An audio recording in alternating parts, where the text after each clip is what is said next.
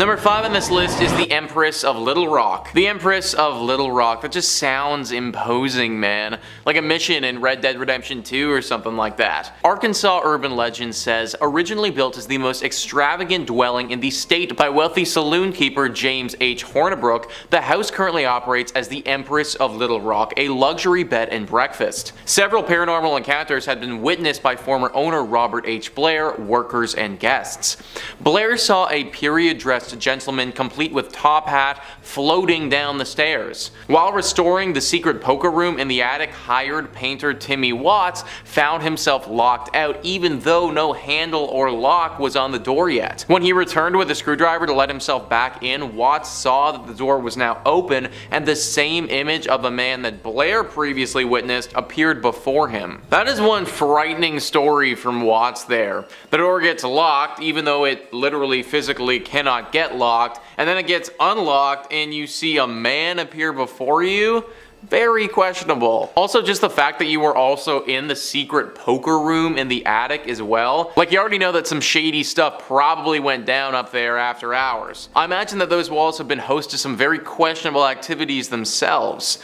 Either way, this place is super haunted. Lots of the locals don't ever stay here anymore for fear of what could be lurking here. They tell the newcomers about it, but oftentimes the newcomers don't heed their warnings and go there anyways.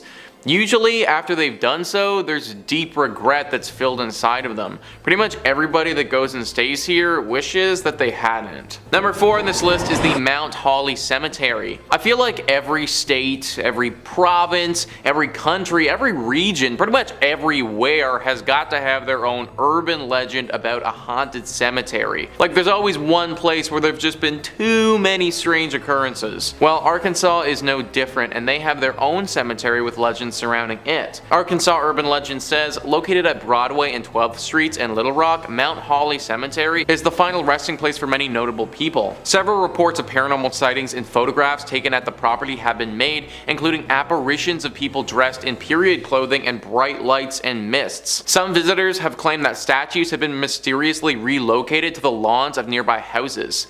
The sounds of a flute echo have also been heard, and trinkets and small items have been known to appear and disappear around the graves. I wonder what that flute echo is. Could it be some sort of spirit who just really likes the flute? What if it's something more sinister than that? The flute has often been tied to some pretty bad and devilish demons before. Is it possible that one of these creatures is afoot and using this flute to perform some sort of bad ritual? I would ask you guys to be the judge for yourselves, but that would mean that you'd probably need to go to this place, which I highly recommend not doing. In at number 3 we have the Menehune. According to Hawaiian oral traditions, the Menehune were an ancient race of Polynesian people who inhabited the Hawaiian Islands before the first voyagers arrived. While there are no written accounts or skeletal remains of the Menehune, many Hawaiian legends reference them as mythical people of small stature and great strength. According to mythology, Menehune lived deep in the forests of Kauai and other Hawaiian islands. The Menehune are a mischievous group of small people who roamed the deep forests at night and are said to be about 2 feet tall, though some were as tiny as 6 inches, small enough to fit in the palm of a hand. They enjoy dancing, singing, and archery, and their favorite foods are bananas and fish. According to local legend, these small creatures are extremely industrious, master builders who are able to use their massive strength to accomplish great feats of construction and engineering in a matter of hours. The Menehune worked at night so ancient Hawaiians would not discover them. Their work would be abandoned if they were caught. Legend has it that the Menehune were capable of completing major projects in a single night, and they are credited with the construction of the Elakoko fish pond. Though referred to as the Menehune fish pond, archaeologists believe the site was constructed 1,000 years ago and that the stones used in its construction came from more than 25 miles away. If not credited to be built by the Menehune, its construction is a mystery. Another structure with mysterious Menehune ties on Kauai is the Kikiaula irrigation ditch located in Waimea. While ancient Hawaiians are known for their stone-crafted irrigation systems for growing taro, the Menehune ditch is a fascinating archaeological find because of the type and cut of stone used to create it. Instead of uncut or roughly shaped lava rock, the many-hewn ditch is constructed of finely carved basalt stones. In addition to their handiwork, the many-hewn have been known to use magic arrows to pierce the heart of angry people, igniting feelings of love instead. They also enjoyed cliff diving, and according to local law, they were smart, extremely strong, and excellent craftsmen, though because they worked at night, they were rarely seen by human eyes. Coming in at number 2, we have the Green Lady. By day, the Wahiawa Botanical Garden is a beautiful destination for those wanting to see lush tropical flora. Nearby, however, is home to a legend of a much more ghastly sight. If you decide to peer down into the nearby gulch at twilight, you may just see a glimpse of the local legendary Obake or Ghost, the Green Lady of Wahiawa. The story of the Green Lady takes place in the Wahiawa Botanical Garden, where one day while taking a shortcut through the nearby garden, the woman became separated from one of her children in the dense and dark forest. Unable to find her child, she lost her life of heartbreak and disappeared. Now she wanders the area and is said to snatch people that she finds playing in the garden and forest in an attempt to replace her own lost family. Reports of the Green Lady described her as a monstrous woman with green tinted skin. Her clothing and long black hair are covered in moss and seaweed, and her approach is heralded by the stench of the decaying plant matter that covers her. There have been sightings of a green woman in the forest, and the last known sighting was in the 1980s. People in Wahiawa sometimes dare each other to run across the bridge, as the story says that the Green Lady will come up on the bridge to take people away. The ghost has even been seen on the outskirts of Wahiawa Elementary School, which is located on the edge of the gulch. And finally, in at number 1, we have Pele's Curse. Moving towards one of the most known urban legends of Hawaii, we have Pele's Curse. Pele is known as the Hawaiian goddess of fire, lightning, wind, dance, and volcanoes. Her home is believed to be on the Halemaumau crater at the summit of the Kilauea volcano. Pele is often portrayed as a wanderer, and sightings of the familiar and popular goddess have been reported throughout the island chain for hundreds of years, but especially near volcanic craters and near the home of Kilauea, one of the most active volcanoes in the world. In these sightings, she appears as a very tall, beautiful young woman, or an unattractive and frail elderly woman, usually accompanied by a white dog. Those well versed in the legend say that Pele takes this form of an elderly beggar woman to test people, asking them if they have food or drink to share. Those who are generous and share with her are rewarded, while anyone who is greedy or unkind is punished with their homes or other valuables destroyed. She is known for her passion and temper, with many visitors reporting hearing stories of her power and destruction. The legend of Pele's Curse says that anyone who removes anything natively Hawaiian, like pieces of rock or sand from the Hawaiian Islands, will feel the wrath of Pele, who views the rocks as her children. Legend has it that if you take from Pele, you will incur years of bad luck. It is said that Pele's wrath is stimulated by jealousy or arrogance. Some believe the myth of Pele's Curse was actually invented by park rangers on the big island of Hawaii because they were tired of visitors making off with bits of the island. Many people, including local residents, believe that Pele's Curse is just a legend. However, to this day, hundreds of pieces of lava rock are mailed back to the big island as a result of those who claim they have experienced bad luck and misfortune due to the curse they received when stealing from the island. From a ghost mountain to houses that are filled with spiritual energy, here are the top 5 scary Arkansas urban legends. Number 5 in this list is the Arkansas Highway 365. There is quite the tale that surrounds this highway in Arkansas, one that makes driving on it quite scary. Arkansas.com says, years ago a young man was driving down Arkansas 365 south of Little Rock when he saw a young girl on the roadside. He offered to give her a lift and draped his coat over her shoulders because she was cold and soaked from the rain. She gave him directions to her house. When the young man got out of the car and walked around to the other side to help her out of her seat, no one was there. Confused, the man walked up to the house and knocked on the door. A woman answered and she explained what had occurred. She said, "That young girl is my daughter who was killed years ago. She hitchhikes back home once a year." The young man then drove to the cemetery to see the young girl's grave. There he found his coat draped over her tombstone. This is just one of the stories of this young girl, but this happens, as the woman suggested, once a year. Once a year, a good Samaritan who is simply trying to help the young girl will be fooled into driving a ghost around for a few hours. I have no idea how that dude, after getting to the cemetery, was able to get in his car and keep driving after that. Like, the second I saw my coat dangling from the tombstone like that, I would immediately tapped out. I couldn't figure out what time of year this happens at, which is too bad, because then I could have warned you guys, but be aware that it will happen without fail at least once. So if you do see a young girl on the side of the road along this highway, definitely stop to help, but just know you might be picking up a ghost. Number 4 on this list is Mary Walters. The legend of Mary Walters goes hand in hand with the legend and haunting that surrounds Curran Hall. Arkansas.com says, currently the home of the Little Rock Visitors Information Center, the house was originally built by Colonel Ebenezer Walters for his young bride Mary. Mary Walters was never able to see the completed structure as she died in childbirth just before the house was finished. Grief-stricken, Colonel Walters left the state and the house was owned by several different people, some of whom have reported experiencing the presence of Mary Walters. Visitor center staff have also experienced eerie occurrences, including a picture coming off the wall and a coffee machine making coffee with no grounds or water present. Mary Walters apparently haunts this ground now and the areas surrounding it. Nobody really knows what it is that she wants, just that she's here all the time, haunting everyone and everything. I guess she must really be fascinated by the coffee maker though, because that's often a device that she haunts and messes with. Maybe just technology in general is something that gets to her.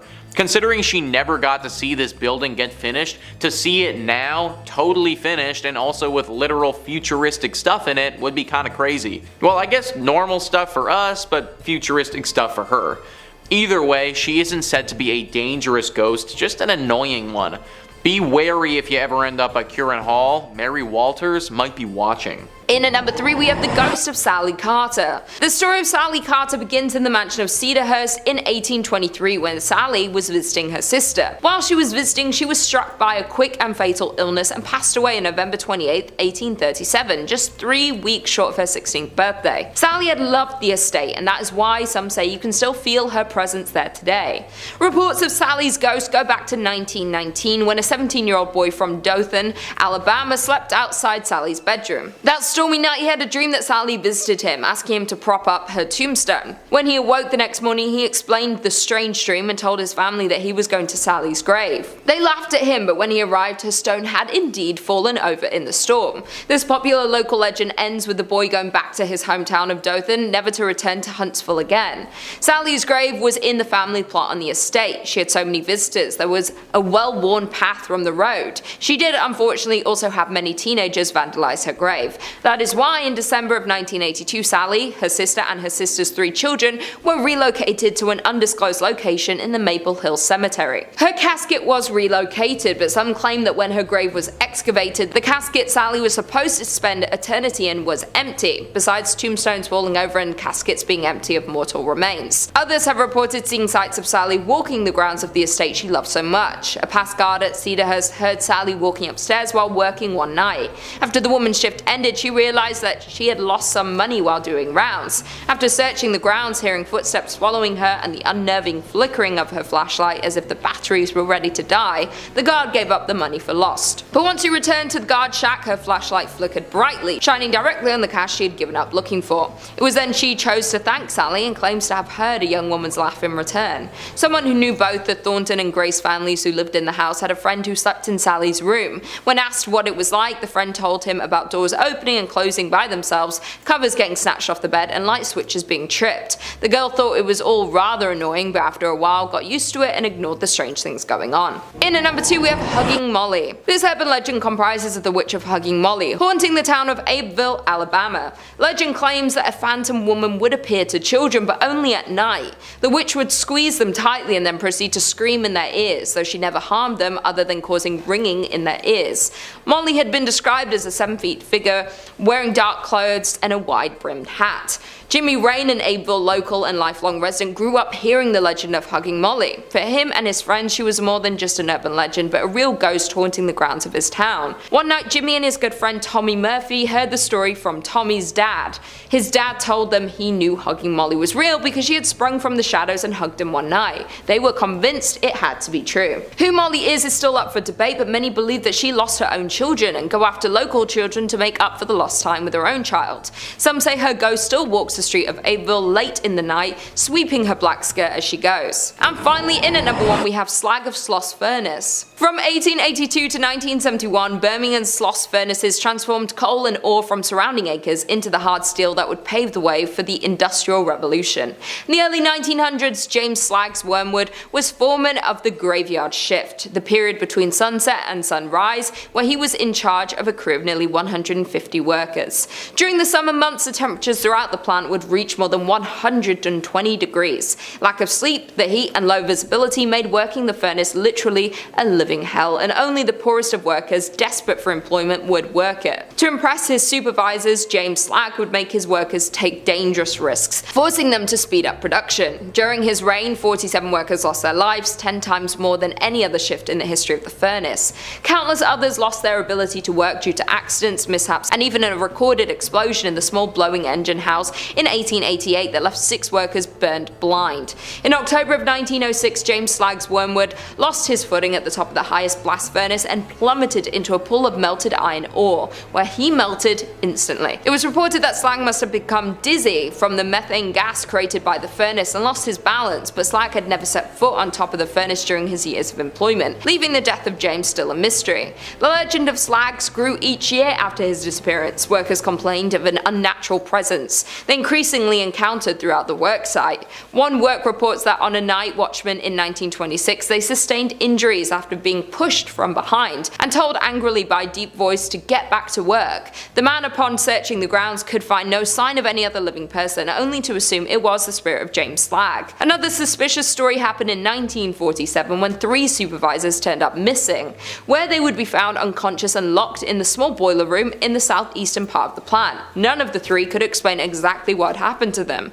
All agreed they were approached by a man whose skin appeared badly burnt and who angrily shouted at them to push some steel. Probably the most horrifying tale occurred in 1971 when the night before the plant closed, Samuel Blumenthal, the Sloss night watchman, who was nostalgically taking a last look about, found himself face to face with what he recalls being the most frightening thing he had ever seen. He described it simply as evil and a half-man, half-demon who tried to push him up the stairs. When Blumenthal refused, the monster began to hit him. In addition, another investigation was held in 2003 by the Alabama Foundation for Paranormal Research, who insisted that there is no doubt paranormal activity on the grounds of the plant. During their investigations, they pulled data that confirms through scientific methods that the spirit entities are present and cannot be explained, while also stating that Sloss is one of the most paranormally active places our team has investigated. Number 5 on this list is the Muchnick House. A ghost has a firm grip over this house and refuses to let go of it. Legends of America says,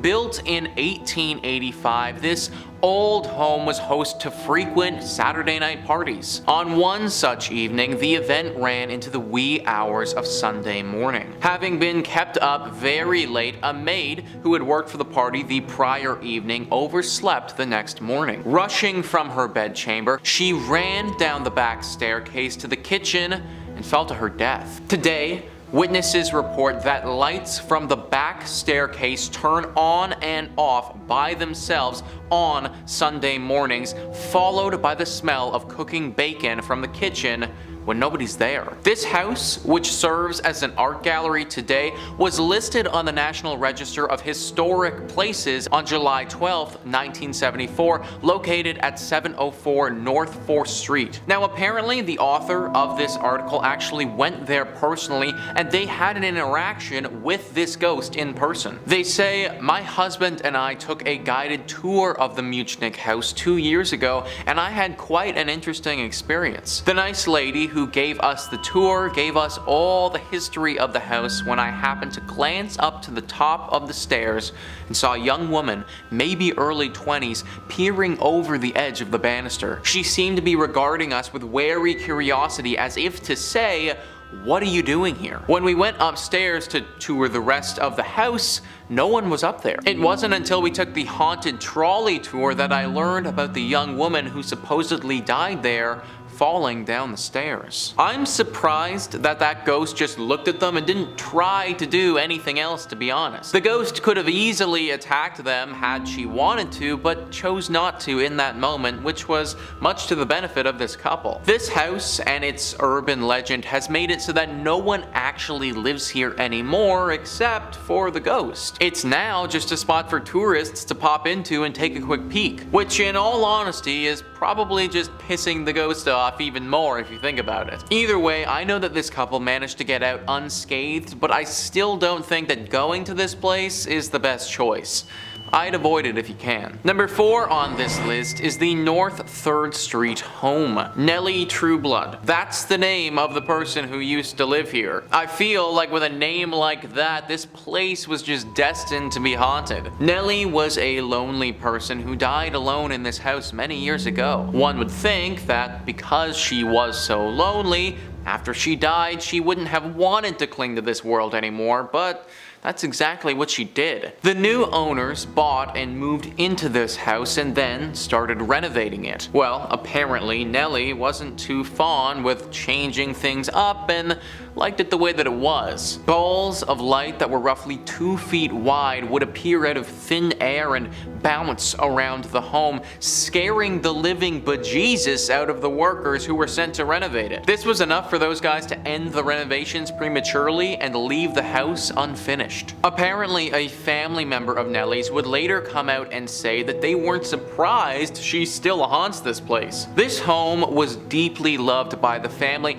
and it would make sense that she would want to keep it the way that it is. The family member assured people that she wouldn't hurt anyone, but after seeing the orbs, no one was buying into it. This home was officially listed as unlivable thanks to Nellie and her ghostly presence. Stay away from this place if you don't want Nellie and her orbs to come after you. Number 3, the Terra Nova ghosts. Back in the 19th century, everyone wanted to be that first crew to be able to get to the South Pole. The North Pole, we had that all figured out. We know all about Kris Kringle, but the South Pole was a land of opportunity and possibility. I guess we didn't know yet it was mostly just snow and ice and not much else. One Robert Falcon Scott, and wow, Falcon is a good middle name, was determined to be that first explorer to break boundaries. And in 1911, Robert Falcon Scott took a crew out on an expedition called the Terra Nova Expedition. The ship would make landfall a little later that year on the Ross Dependency, a nice little chunk of the frozen wasteland south of New Zealand. He and his team set up camp on the Great Ice Barrier, and while some crew would stay behind to look after the camp, find food and shelter,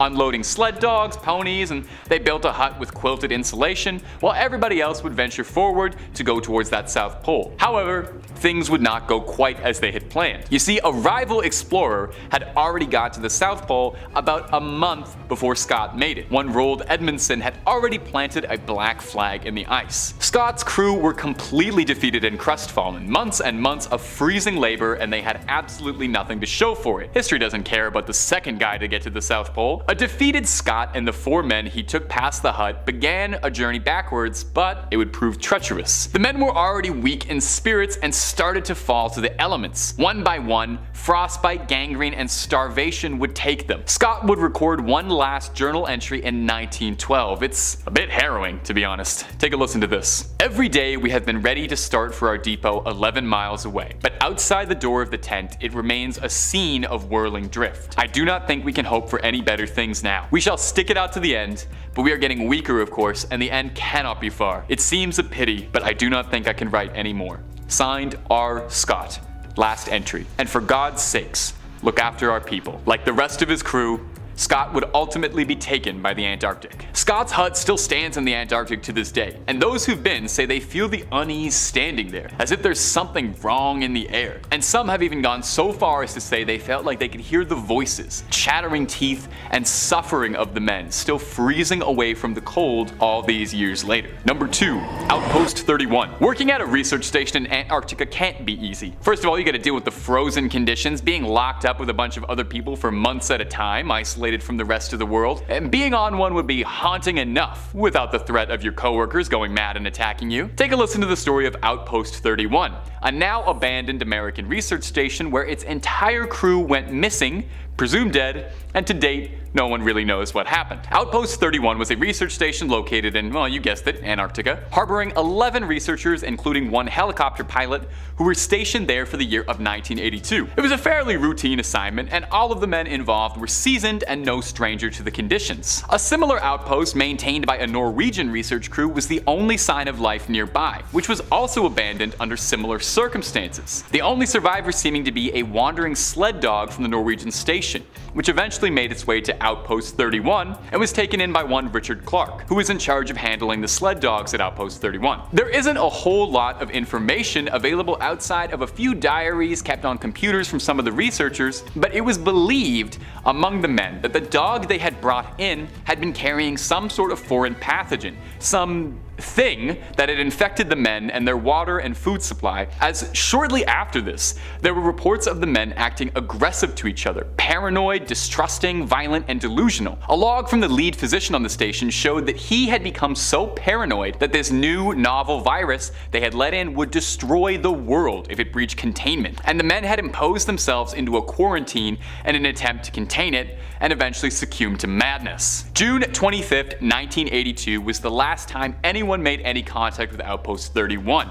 An SOS beacon was sent out, but when the rescue had arrived, they were shocked to discover smoldering remnants of the station. The outpost had been badly demolished, burnt, and several of the men had been found dead in brutal conditions, torn apart by wounds that didn't look like anything a human could have done. Some bodies were recovered, but concerningly, a majority of them had been completely lost with no signs whatsoever what had happened to them. But perhaps most bizarrely was the bodies found of the helicopter pilot and the chief mechanic, which were both found slumped over, frozen over, holding a bottle between them, suggesting the two men had accepted their fate and just waited for it to come. Number 1. The Ross Station Crash. Now this might be hard to imagine since we tend to exclusively think of Antarctica as a barren wasteland inhabited exclusively by penguins, but at one point in time it was actually a fairly popular destination for tourists to check out. Tourists would buy tickets for a day trip flight from New Zealand, would get treated to a delightful view of the barren frozen wasteland inhabited exclusively by penguins. It is kind of that. It was an exciting opportunity for people to get to see something that was previously thought unreachable. However,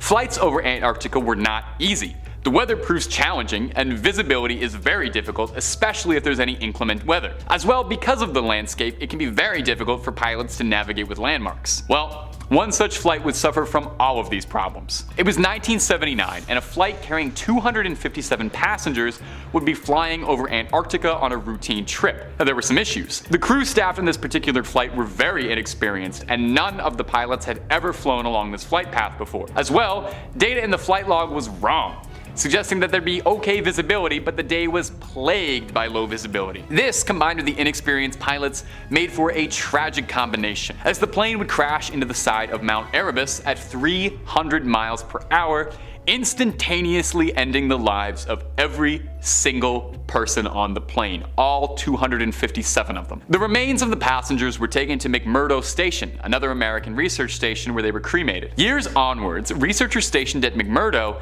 have reported that they've heard strange things. Listen to this one report. As soon as I'd entered, I felt something was weird. I took a couple steps and the hair on top of my head stood on end. Footsteps upstairs where there shouldn't have been. Undeniably, there were footsteps above me. A slow cadence of footsteps. I froze up. Whew.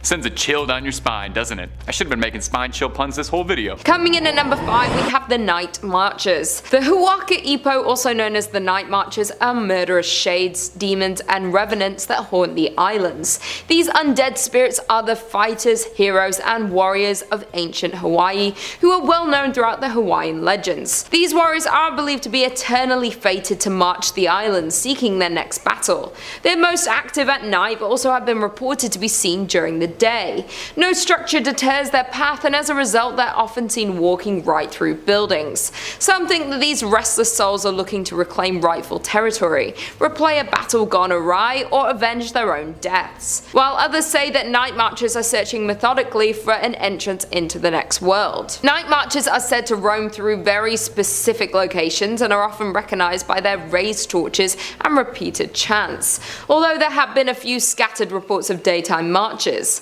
Moreover, the night marchers are thought to come out during periods of heavy wind, rain and high surf, and fog or mist often accompanies them on their journey.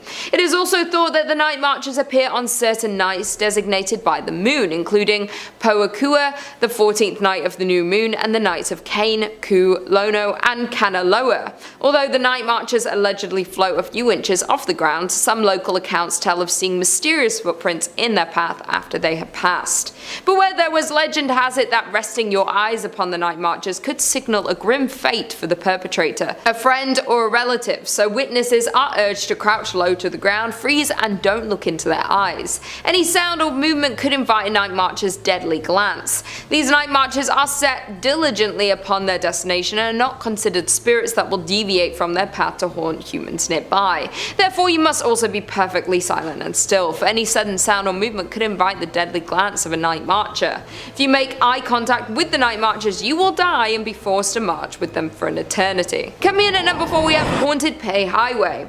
Pei Highway is known as a historic site and urban legend attached to it. The highway runs through the district of Nuuanu, a valley between the Koalau mountain range on leeward Oahu, and it was there that this decisive battle unfolded. Hundreds of warriors fought in the battle. Years later, during the initial development of what would eventually become the Pali Highway, more than 800 human remains were recovered. Some believe that the spirits of those warriors continue to haunt the area. Pali Highway is a staple of local urban legends and a popular spot for paranormal activity.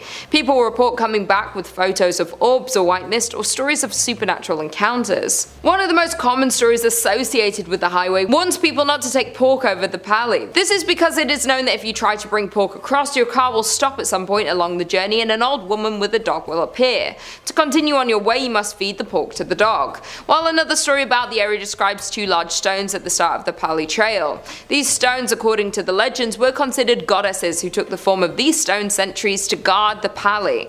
Travelers would leave offerings in exchange for safe passage, and women would bury the umbilical cords of their newborns as protection from evil spirits. Number 3 on this list is Sawyer Castle. Sawyer Castle is currently haunted by the ghosts of 2 lovers who left this world far too soon. Ranker says, this haunted Kansas mansion has many gruesome tales attached to it, but certainly the most awful one involves the tragic suicides committed by a husband and wife during the Civil War. The owner of the house had gone to fight and instructed his wife to wait for the arrival of a particular ferry that he would be coming home on. When her husband did not return on that ferry, she assumed him dead and hung herself in the bell tower. However, he was in fact still alive, and upon his arriving home, he found his wife dead and killed himself out of misery. It's said that strange lights and noises emanate from the house's bell tower to this day. This story is very similar to that of a classic play, Romeo and Juliet. 2 lovers, held apart by something out of their control, take their own life in what is a clear miscommunication. Even though this was horrible, I suppose that they sort of got what they wanted. Now they're together forever, but just in ghost form. Of course, they can't just let this lie though and have to haunt this place and ruin everyone else's life who's still living here. Maybe they think that because they're still together and technically still around,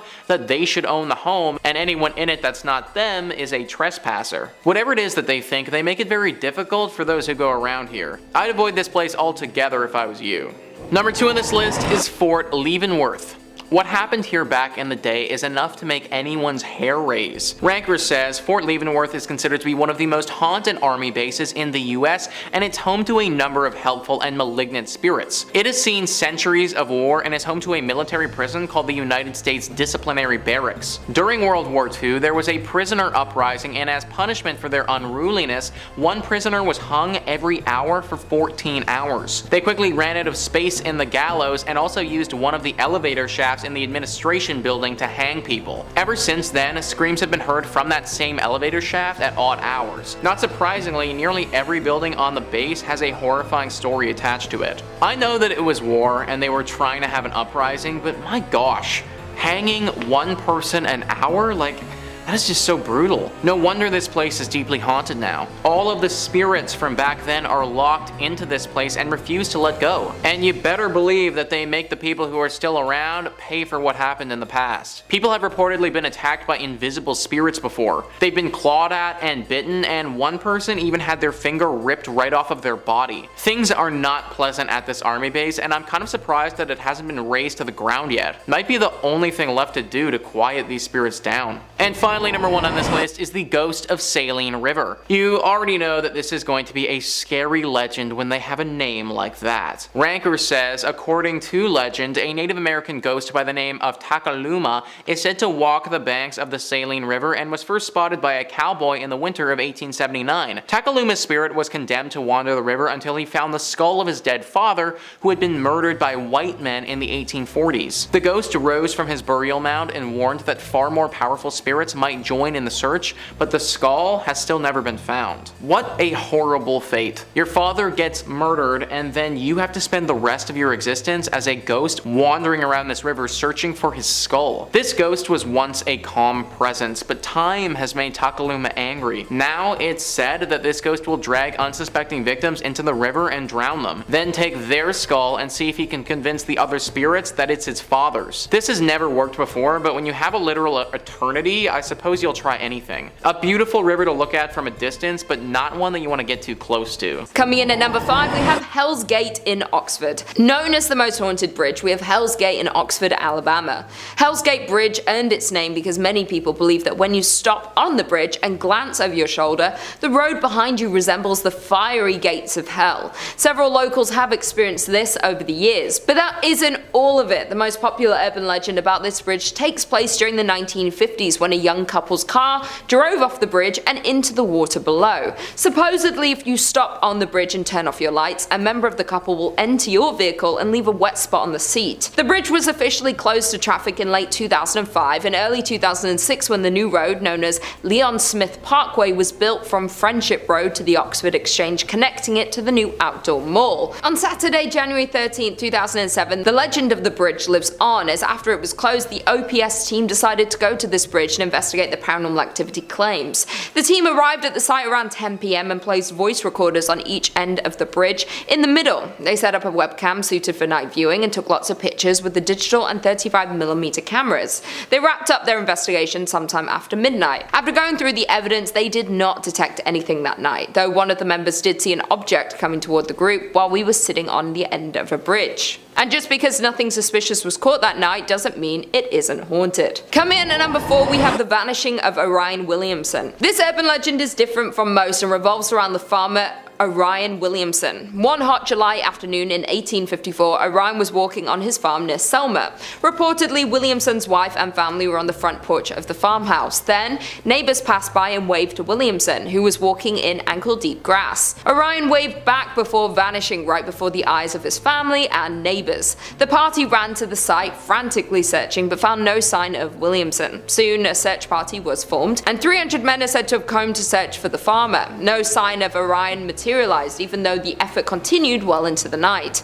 As news of the inexplicable vanishment spread, more volunteers and a team of geologists arrived. They dug up the field to see if the ground was in any way unstable or unusual. There was only solid rock a few feet below the surface. No holes, crevices, or cave-ins, nothing that could explain the event. Reportedly, Mrs. Williamson and her son could hear Orion's voice calling for help for weeks afterward, growing fainter and fainter. Each time they would rush out onto the field only to find nothing. Gradually, Orion's voice faded into a mere whisper, then disappeared forever. After no amount of searching turned up anything, the judge declared Orion dead.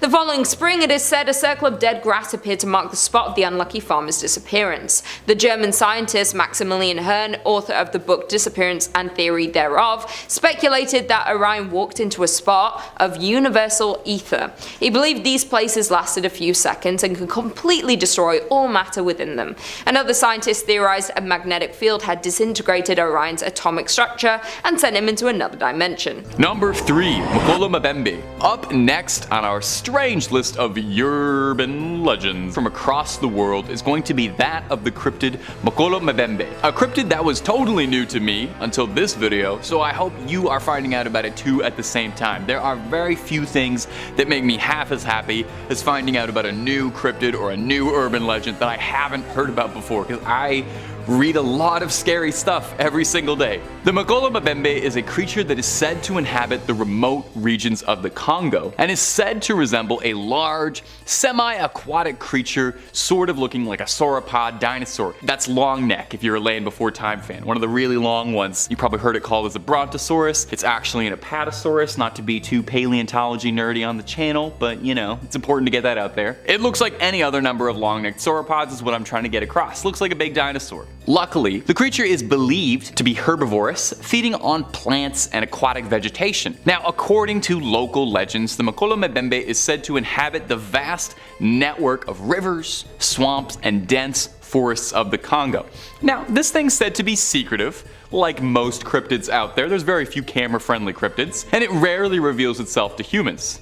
However, unlike many stories of cryptids or urban legends on this list or not, the Makolo Mbembe is not hostile. It's not eating people, it's not attacking people. If you find yourself encountering the Makolo Mbembe, it's said that you are blessed with good luck and spiritual protection. I mean, obviously, you get to meet a dinosaur. That's like the coolest thing ever. Now, in the past, there have been official expeditions hunting for the creature, but it's hard to nail down due to the dense and inhospitable nature of the Congo. Now, much like Top 5 Scary's favorite, the Megalodon, or the Loch Ness Monster, the Makolo Mbembe is said to be a long since extinct creature that somehow persisted onwards, or a new species that's eluded classification by science. So what is it? Is it really out there? I hope I can see it someday and be blessed with a bit of spiritual protection from my favorite long neck. Number 2, Akamanto. Up next at our number 2 spot, and it's a very fitting spot at number 2, and you'll see why in a minute, is Akamanto, also known as the Red Cloak. It manifests as a masked Japanese spirit and may very well be one of the most evil and downright strange creatures of folklore and urban myth you will ever hear about, I promise. The creature is a humanoid spirit with a long, flowing red cloak that traditionally has a mask that covers its features. It carries a blade or sometimes a scythe of some kind. Now, there's tons of little local variants in how the Akamanto operates, but there are elements that remain consistent across all tales. First and foremost, the Akamanto's modus operandus. The Akamanto preys on you during your most vulnerable moments. This would-be spiritual assassin comes to slay kings on the porcelain throne. It knocks on the smallest room in the house. This demon comes for you while you're on the toilet, if I can be so blue for a moment. That's why it's the number 2 spot. There you go. Little 3rd grade humor for you. Speaking of blue, that leads into the deadly game you're forced to play. The Akamanto then offers you a sinister choice. It asks the occupant a question, choosing between either red toilet paper or blue toilet paper. It's kind of like that guy from Squid Games offering you the paper. Actually, this is a little fun Top 5 Scary trivia for you. This cryptid is actually what literally inspired that scene in Squid Game. Now, it's a trick question. Neither of these toilet papers that this ghastly spirit has for you are anything like the Royale kittens, okay? The red paper means you will find yourself cut up, leaving behind quite a mess of red. The blue option means you'll be gasping for air, which is clean but slow and painful. This is so funny, but the only way to escape the Akamanto is to tell him that you've got enough toilet paper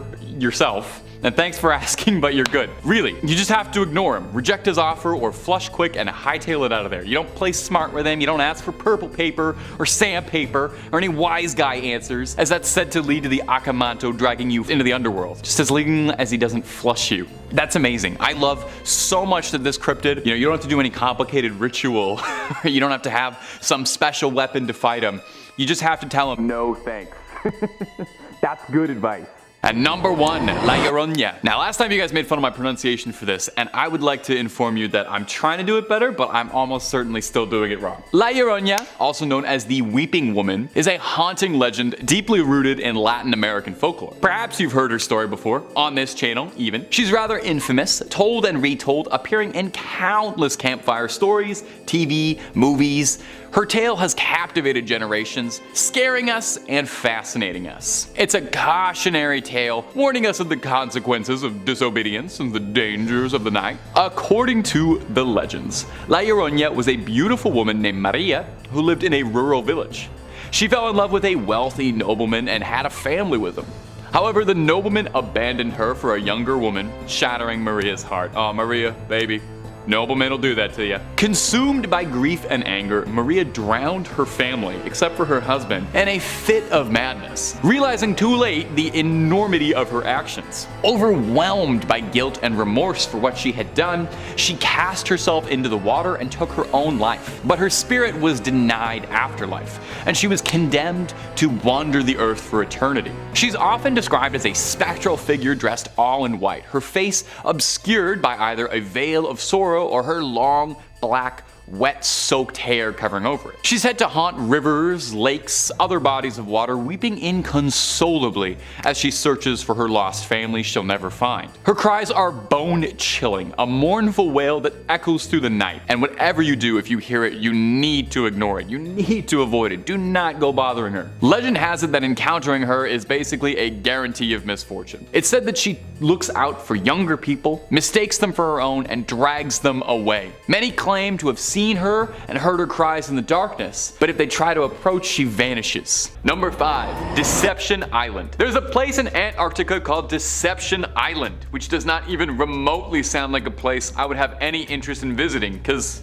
it sounds kind of evil, haunted, or at the very least intentionally misleading. Deception Island was once used as a whaling operation in the early 19th century, where whales were brought in to be harvested and processed, and as such, it's littered with the remains of the mighty creature's bones and carcasses. Unfortunately, in the early 19th century, Avatar: The Way of Water hadn't yet been released, so none of the whalers knew that whaling was bad, and they kept doing it. Maybe it's just the name, or maybe it's the reputation as an abandoned whaling station littered with macabre souvenirs of Earth's biggest mammal, but there have been all sorts of stories and rumors about Deception Island, that something or someone is still living there. Perhaps it's the spirit of the whales themselves. The whaling station was abandoned during the Great Depression and eventually found a new life, being repurposed as a British base during the Second World War. The station still stands alongside the vats where the whale fat was once burned, but it's all rusted over and lost to time. Recently, a paranormal investigation crew made the cold trek out to Deception Island to check out what the hubbub was about and experienced all manner of suspicious activity. The crew noted that when they visited the island, immediately they could see light orbs all around them and see strange shadowy apparitions, and reported hearing strange voices speaking to them, but in a language that nobody could make out. It didn't sound like any modern language. Now, in some cultures, whales are considered very important animals, even some cultures considering them as sacred. Who is to say that a ghost could only manifest as human? And there's been reported stories of animal ghosts before, and considering how much suffering there must have been there and how profoundly emotional whales are, it does seem possible that the spirits of the whales are still calling out there to this day. And if you're looking for more scary urban legends, cryptids, aliens, and just about everything else freaky under the sun, baby, look no further. Top 5 Scary's got all you're looking for and then some. Take a click through, subscribe, and enjoy. Number 4, the Ghost Ship. Speaking of non-humanoid entities, let's talk about one of my absolute favorite dinner conversation topics: ghost ships. Back in the era of exploration, the South Pole was a treacherous pass, and countless explorers would sail their last expedition around the Antarctic. One such ship would be a schooner, the Jenny. Not much is known about the Jenny, the purpose of its original mission, or who was sailing on it. What we know of the Jenny mostly comes from when it was found, when it was discovered by a whaling ship in the year 1860. The whaling ship, the Hope, was sailing through when the spotter saw a battered, beaten, but somehow still sailing schooner passing narrowly through the gap between two icebergs. The crew of the Hope closed on in, looking to make contact, recognizing the English flag atop the mast, and assuming the ship was in grave danger. They sailed forward. There appeared to be 7 men standing on the deck, although they looked gravely underdressed for the weather. It wasn't until the Hope sailed close enough that the crew realized the men they were looking at on the Jenny weren't the crew, but nothing more than frozen remains. The men had been flash frozen solid, as if it had happened in an instant. They appeared to be in mostly good condition, not really showing signs of decomposition or anything. The Hope's captain, one Captain Brighton, boarded the Jenny to try and understand just what had happened. He went underneath the docks and found a man slumped over sitting on a barrel, a journal in his hands. Brighton went up to wake him, but immediately realized, like all of the others, he was frozen completely solid in place. He pried the journal out of his hands to read the last entry. May 4th. 1823. No food for 71 days. I am the last one still alive. If this log was to be believed, then that would mean the crew had been sailing as corpses aimlessly for decades, preserved as if not a day had passed. A real-life ghost ship. Captain Brighton took the journal with him to return it back home. Tragically, the wife of the Jenny's captain was found dead in the bedroom cabin alongside their dog. The Hope sailed off with nothing more than the journal in hand and left the Jenny idly floating across the frozen water, where she still may be to this day. Or perhaps she's plunged deep beneath the icy water. Hopefully those men got to find some peace. And oh man, I hope they found some food wherever they are. Coming in at number 3 we have Catchy. The Catchy is known to be a ghost-like cat covered in all black fur, besides a small white spot on its chest. This creature haunts the Scottish Highlands. The size of the Catchy is said to be close to the size of a large dog. One of the theories about the Catchy suggests that they aren't fairies but are actually witches that have the ability to transform back and forth between human forms and cat form. This however could only be done 9 times, with the final transformation into the cat being permanent. This is often referenced as the origin for the concept of cats having 9 lives. Those in the Highlands did not trust the Catchy because they believed that these creatures are soul thieves. The common belief was that the Catchy could pass over the corpse of the dead prior to burial and steal the soul from someone before the gods had claimed it. Special watches were set up to guard the dead, known as Fel Fadalak, which means late wake. Those on this watch would attempt to keep the Catchy away from the room containing the corpse by distracting it in a variety of methods, such as using catnip, riddles, games, and music. The Catchy was believed to be fond of warmth, and therefore fires were never lit near the body so that they were not attracted to the area. The Catchy was feared due to the belief that it was a harbinger of death, much like the Grim Reaper. Although mostly a silent hunter, the Catchy would sometimes let out 3 blood-curdling howls that could be heard from miles around. Those that heard the howls would need to reach a place of safety before the 3rd howl, or they would be overcome with fear and would die from sheer terror. Coming in at number 2 we have Black Dog, a Bunting Nook. Don't be fooled, this isn't just an ordinary suburban dog. The Black Dog, a Burning Nook, has been described to have dark black fur, snarling fangs, black eyes, and great in size. Spotted by numerous residents and several police officers over the years, the creature has also been reported as extremely large, with huge devilish saucer-like eyes. The creature haunts the road in Bunting Nook, Naunton, according to local legend, as the huge black dog is known to appear in an instant in front of people's cars. From there it targets men, as the dog makes the car stall before preying on the passenger. The black dog legends are often seen as an omen, warning of the imminent death of the person who sees it, or of a close family member, and some folklorists hold that the creatures patrol ley lines, sources of mysterious energy that threads around the world. But Sheffield is not the only part of Yorkshire to have had sightings of the mysterious creature, but true or fake, the demon dog is one of Sheffield's scariest apparitions. According to reports though, it hasn't been seen since 2007, so you might be safe from this one. Or not, or you could die tomorrow. We could all die tomorrow. And finally, in at number 1, we have Hairy Hands of Dartmoor. The Hairy Hands of Dartmoor is a ghost story that focuses on a stretch of road which supposedly had a high number of accidents during the early 20th century. The suggested cause for the loss of control of these vehicles was given to be supernatural activity interfering with the vehicles. According to the stories, the hands appear suddenly, seize the steering wheel of a car or the handlebars of a motorcycle, and then force the victim off the road. In these early cases, the hands are described as being invisible. To further back up this claim, since around 1910, drivers and cyclists had allegedly been reporting unusual accidents, the victims reporting that their vehicle had swerved violently and steered off the side of the road. Some described that it was as if something had wrenched the vehicle out of their control. This could happen to cars, motor coaches, cyclists, and even pony and traps. In June of 1921, Dr. E.H. Helby, who was at the time serving as the medical officer nearby, lost control of his motorcycle and sidecar. In the sidecar were seated his 2 children, who survived. He had just about enough time to warn the children to jump before he was thrown from his bike and met his final fate. His children related that as he shouted at them to get to safety, he was fighting against an invisible force in his efforts to control the bike. On August 26th of the same year, a British Army captain lost control of his motorcycle and was thrown off as well. He was known to be a very experienced rider. In response to questioning him, the captain stated that it was not his fault, and believe it or not, something drove him off the road. A pair of hairy hands closed over his. He apparently felt them as plainly as ever. He fought them for all he was worth, but they were too strong for him. They forced the machine into the turf at the edge of the road. Further proof of the hands can be found in Michael Williams' 2003 book Supernatural Dartmoor, where the author was told by journalist Rufus Endell that he was driving near Postbridge when a pair of hands gripped the driving wheel and he had to fight for control. When he successfully avoided crashing his car, the hands disappeared. Rufus asked that the story not be published until after his death, so we don't have the opportunity to further check out the report. Number 5 on this list is the Comanche's speed. Apparently these warriors could move faster than anyone, and this lightning quick speed struck fear into any of those who battled them. Ranker says, the Comanche tribe dwelled throughout the American Southwest from as early as the 1500s and are believed to be the first of the Plains Indians to have horses. They learned to use them with great effect.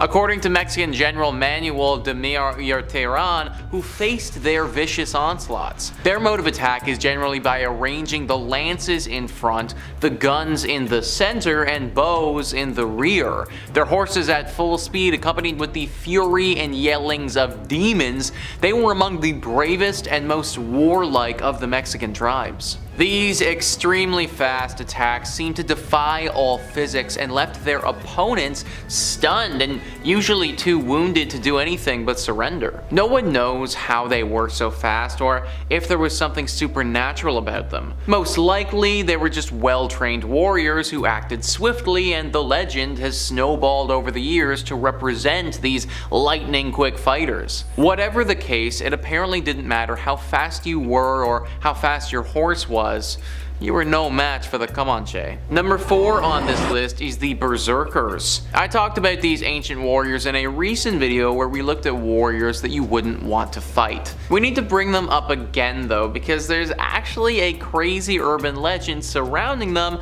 which is part of the reason why you'd never want to fight them. Wired says the legendary Viking warriors known as Berserkers were renowned for their ferocity in battle, purportedly fighting in a trance-like state of blind rage, howling like wild animals, biting their shields, and often unable to distinguish between friend and foe in the heat of battle. But historians know very little about the Berserkers apart from scattered old Norse myths and epic sagas. Accounts of the Berserkers date back to a late 9th century poem to honor King Harald Fairhair. The 13th century Icelandic historian/poet Snorri Sturluson described Odin's Berserkers as being mad as dogs or wolves and strong as bears or wild oxen, killing people with a single blow. Specific attributes can vary widely among the accounts, often veering into magic or mysticism. There are claims that Berserkers were not affected by edged weapons or fire,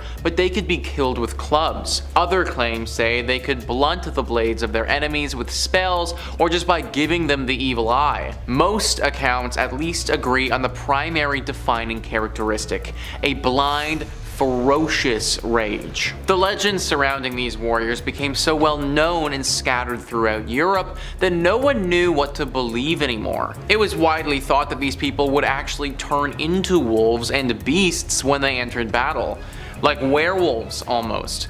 becoming incredibly fast and strong and impossible to take down in a fight. Whether this is actually true or not is still unknown. I guess that's what makes it a good urban legend, but still, an urban legend that you probably would never want to see face to face. Number 3 on this list is the 1886 Crescent Hotel and Spa. Well, this sucks, guys. A nice spa and hotel ruined once again because of ghosts and a pesky urban legend. Arkansas Urban Legend says the legendary 1886 Crescent Hotel and Spa is one of the most popular haunted Arkansas destinations. Visitors can stay overnight and take tours revealing the secret underground passages, the property's old morgue, and hear the multitude of hauntings that have been reported throughout the years. The most well-known ghost of the Crescent is Michael, a stonecutter who helped build the hotel and who fell to his death at the location of room 218. Michael is said to have been a womanizer who often got in trouble for flirting with the ladies. Room 218 is now the Crescent's most requested room. Another paranormal guest of the hotel is Dr. John Fremont Ellis, former hotel physician. Dressed in top hat and fine clothing, he's been seen on the staircase from the second floor to the lobby, and smoke from Ellis's tobacco pipe is sometimes smelled near the elevator. Look out for a disappearing pool of blood, a resident morgue ghost around the autopsy table, and more eerie sightings. Oh yeah, guys, just casually look out for that disappearing pool of blood and dead ghosts that's out and about. No big deal.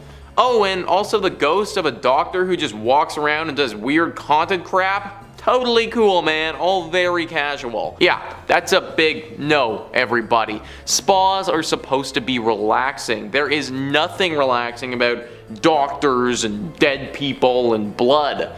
I'll get my massages elsewhere, thank you very much. Number 2 on this list is the Toltec Mounds. Once again, we have another creepy name that could be a Red Dead Redemption 2 mission. Arkansas Urban Legend says, known to some as the Stonehenge of Arkansas, the mounds and earthen embankments present at Toltec Mounds Archaeological State Park are remnants of the Plume Bayou culture, not the Mexican Toltec or Aztec tribes as the name suggests. The Plume Bayou people built 18 mounds to serve as a ceremonial, religious, governmental, and social complex, with at least one serving as a burial mound. Archaeological digs at the site have uncovered items that cannot be traced to other Native American cultures, and also have suggested that the Plume Bayou people simply disappeared with no trace of where they went or why they left. Visitors to the present-day park have claimed to see lights, orbs, and even ghostly apparitions of ancient people. At night, footsteps have been heard around the existing mound site. I have no idea what those orbs are or who they're coming from, but I don't want any part of it, folks.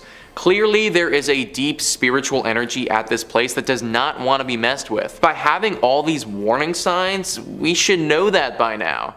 I think that we should listen to it and stay away. And finally, number 1 on this list is the natural steps. The Earth is a big place, and seeing that it's such a big place, occasionally it makes some pretty cool geological things.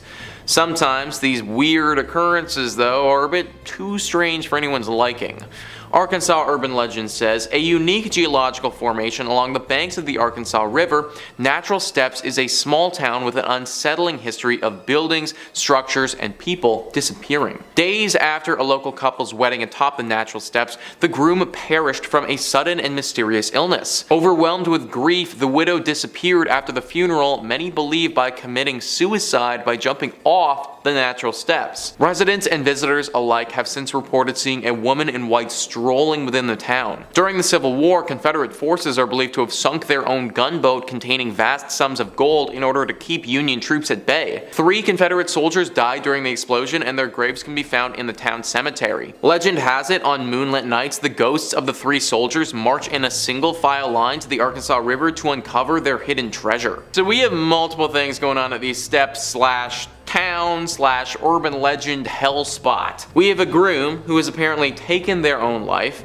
Then we have his wife, who apparently haunts the area now because she's really upset about her groom who took his own life. Then we have Confederate soldiers wandering about because of some gunboat that went under in a big explosion. And then when the moon is out, apparently these soldiers decide that they want to go treasure hunting and go walk about to find it. This is just one big symphony of creepy. The only time I'd recommend going to this spot is when the moon is fully out, just to see if you can find the treasure, but even that is a big risk. Number 5.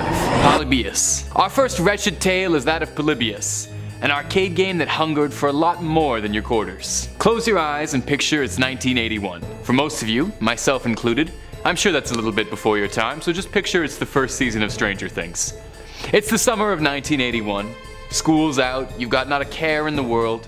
Your goals are to kick back, bike around town, and spend your halcyon days popping quarters at the arcade. A new game appears that no one's heard of before, called Polybius. First appearing at an arcade in the suburbs of Portland, Oregon, Polybius seems deceptively simple. A game similar to Asteroids, where the player controls a little spaceship firing and geometric shapes and patterns unfurling hypnotically. It's been said that Polybius was addicting.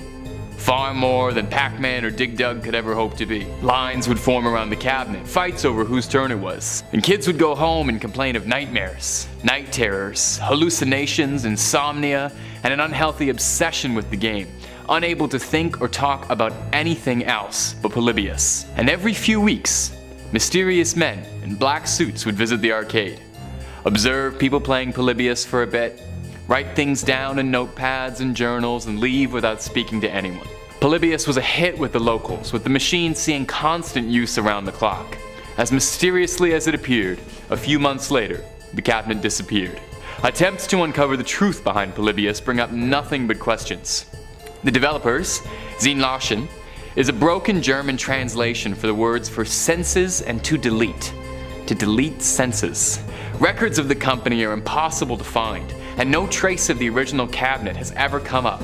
But there are many online who insist that they experienced it in that fateful arcade in Portland many years ago. Subscribe if you dare, for we've got top scary content coming to you every day this October, and every day after that too. Number 4. The hands resist him. Take a look at this painting.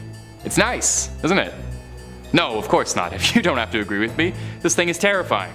Even looking at it through a screen makes me feel uneasy. This painting is titled, The Hands Resist Him, but perhaps you know it by its more colloquial name, the Haunted eBay Painting. They can't all have good names. This painting earned its reputation when it was put up for sale on eBay in the early 2000s, with a small disclaimer from the listers warning that while the painting might have a certain allure to it, that you should know it was inhabited by something evil. The listing claimed that the painting would change. The characters would change poses, claiming the girl in the painting would threaten the boy. Those who've seen the painting in person report feelings of great unease, discomfort. Those who saw it when it was briefly displayed in galleries claiming they felt like there was something there with them.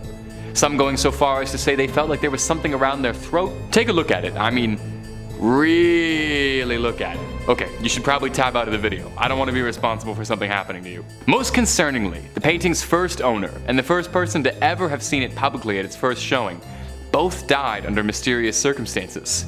The artist, of course, dismisses these claims as just coincidence, but that's what someone who painted a haunted painting would want you to think. Currently, The Hands Resist Him slumbers in the gallery of Kim Smith in Grand Rapids, Michigan. Originally, Smith had wanted to hang the painting in his own home, but was begged by his family that for their sake, they keep it away. Understandable. The painting has only been made visible to the public 6 times. And each time the viewers have complained of feeling ill. Maybe we should start to move on from this topic before it's too late for us. Number 3 on this list is the Clayton House. This has got to be one of the most haunted spots in Arkansas, and it's developed quite the legend around it. Arkansas.com says, originally serving as the residence for William Henry Harrison Clayton and his family, the Clayton House has also been home to several paranormal experiences. Director Martha Seiler and her employees steer clear of a bedroom on the 2nd floor where the sounds of boots stomping and doors slamming have been heard. In Clayton's study, Seiler and her daughter have both seen an apparition of a woman with gray hair dressed in brown. A carpenter took some pictures while working on the house, and when he got them back, a woman appeared. Paranormal investigators have captured several recordings in the house, including one of a cat meowing and a man yelling an obscenity. When the public was invited on these investigations, a woman reported her hair being tugged and a man saw a person's face. Wow, so there is a lot going on here and a lot to break down. First off, we have the sounds that are coming from the 2nd floor. Boots stamping on the ground and doors slamming. Is this potentially the ghost of William Henry Harrison Clayton expressing his disapproval of something? If so, what is he trying to tell us and why does he seem so mad? Second off, we have the woman who's appearing in the Clayton study. Who is she? Is she the wife of William? And what would have happened to her that has caused her ghost to stay here? I imagine it must have been something pretty tragic. Then we have a carpenter taking pictures and a woman show up in them who wasn't there. Is this the same woman who was in the study, or is this a different woman entirely? And finally, we have some paranormal investigators capturing literal recordings of the ghosts and ghouls who reside here. Also, they captured a cat too. Don't know if that was just a cat or a ghost cat, or like what the cat has to do with it, but now we have to factor that into this mess of a place as well. One big circus of ghosts is what this house is, and the thing that has stumped everyone is why. From my research, I couldn't find any horrific tragedies that went down here. It's just an old house. I guess sometimes it really do just be like that, and this place was just meant to be haunted. Number 2 on this list is the Allen House. What is it with Arkansas and these creepy houses, man? And they all have creepy names too. Like the Allen House. Who the heck would want to stay at the Allen House? Anyways, Arkansas.com says, built in 1906, the Allen House is located along North Main Street and features Gothic-style architecture and wrought iron fencing. The house was planned by local businessman Joe Lee Allen to be the most impressive house the town had ever seen.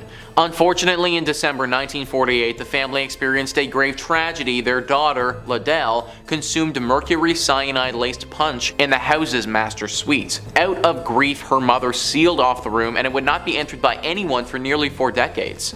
During its time as an apartment building in the 1950s, tenants would report eerie occurrences, including hazy figures appearing in photographs, furniture being unexplainably rearranged, and several reports of a lady sitting in a turret window.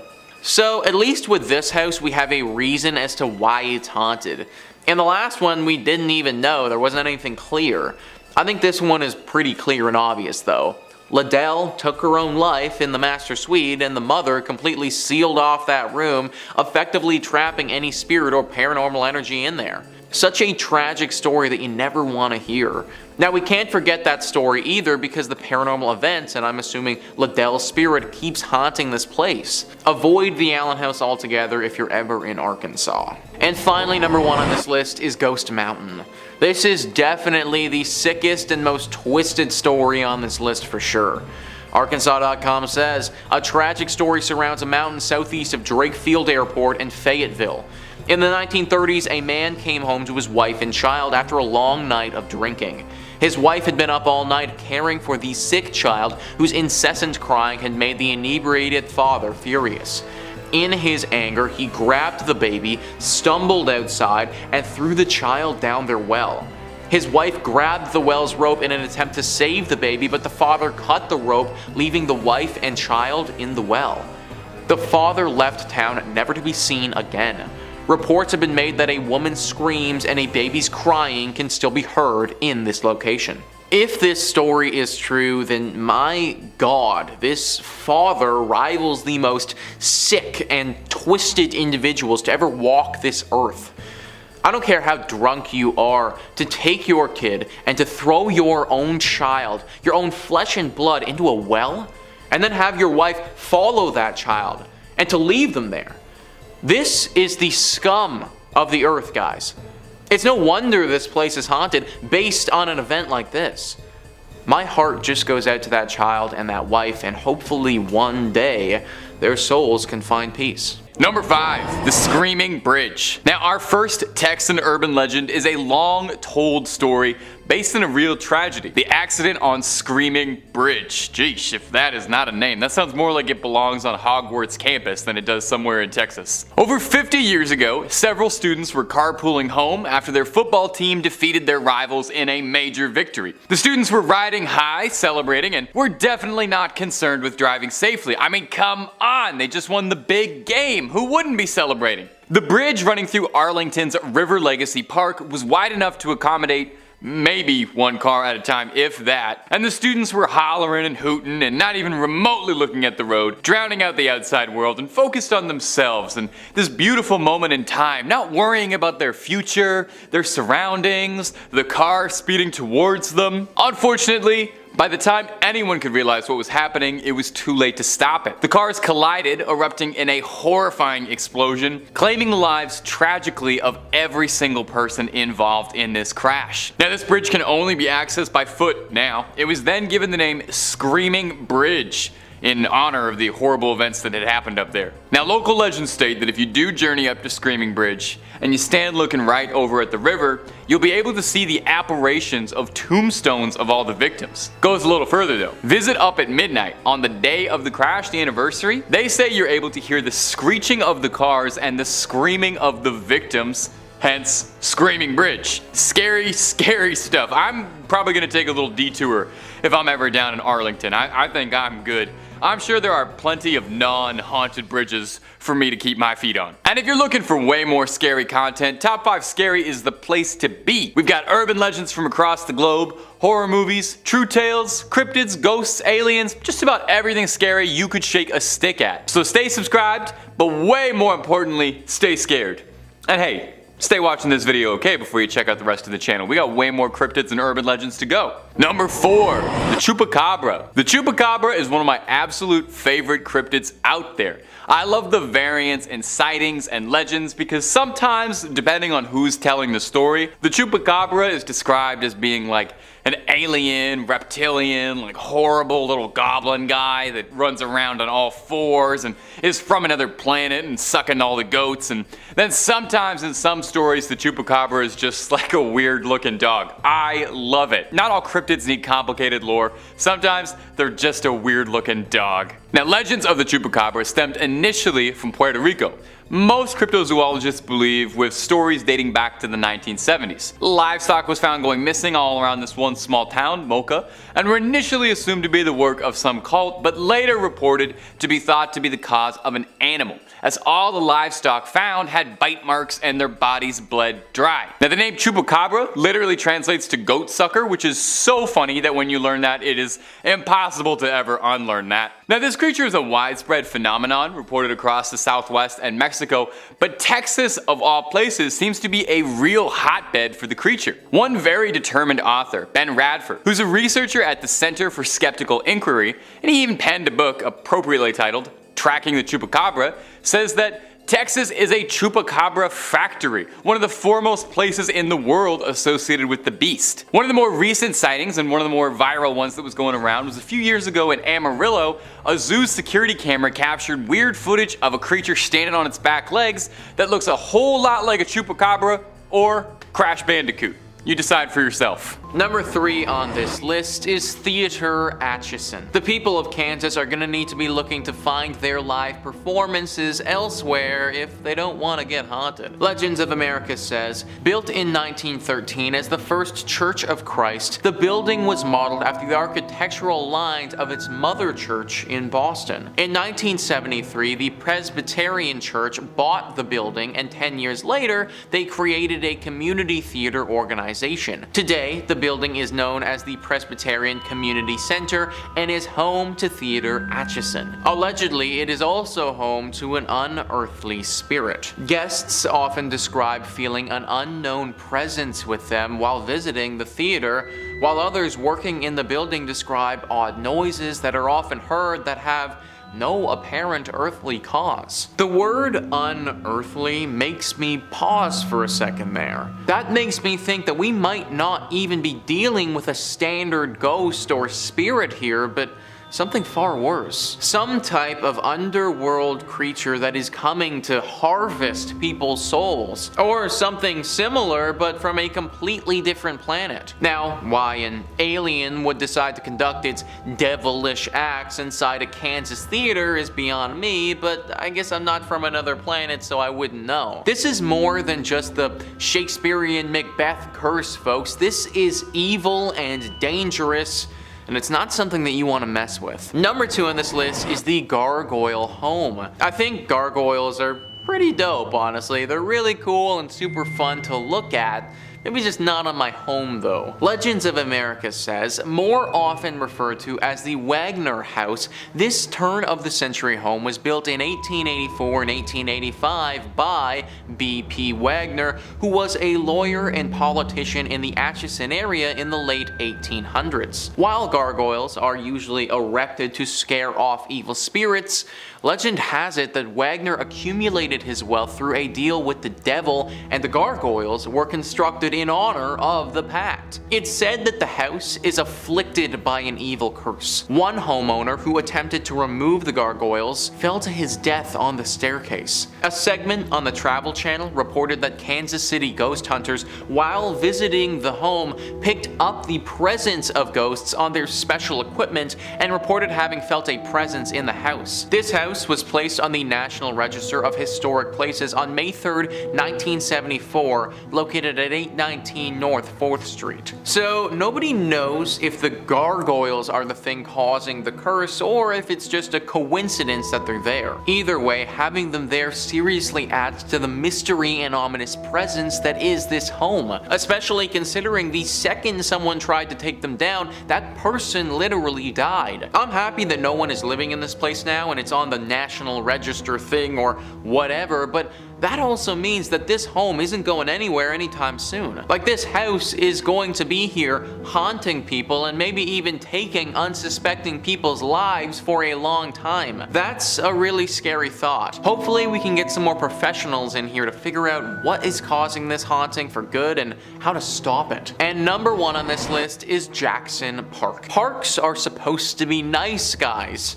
This one, it isn't. Legends of America says a woman by the name of Molly is said to haunt this park. Supposedly, moaning and terrifying screams can be heard throughout the park around midnight. According to one legend, Molly was a beautiful young woman found dead in the park the day after her prom. She was found hanging by her neck to a park tree in a hollow with badly torn clothes. Allegedly, she and her date had argued the night before, and when Molly exited the car, her date drove off, leaving her in the park. It was never determined if her death was by her own hand or was murder. Though some suspected that her prom date killed her, nobody was ever charged. Another legend of the park's haunting states that Molly was a black woman who was lynched by a white mob years ago. Rather than the eerie screams of a young prom girl, the cries instead come from the brutal slaying of an African American Molly. In any case, the area today is known as Molly's Hollow, a couple's go-to park. In addition to Molly's chilling cries, many witnesses also claim to have seen a ghostly figure hanging in the tree where her body was discovered. Either one of those stories are bad and would have left their mark, so it makes sense why this place is the way that it is now.